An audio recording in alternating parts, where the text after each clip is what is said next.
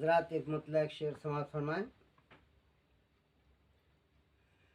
मेरे कब्जे में तेरी जान रहा करती थी, मेरे कब्जे में तेरी जान रहा करती थी, मेरी खातिर तू परेशान रहा करती थी,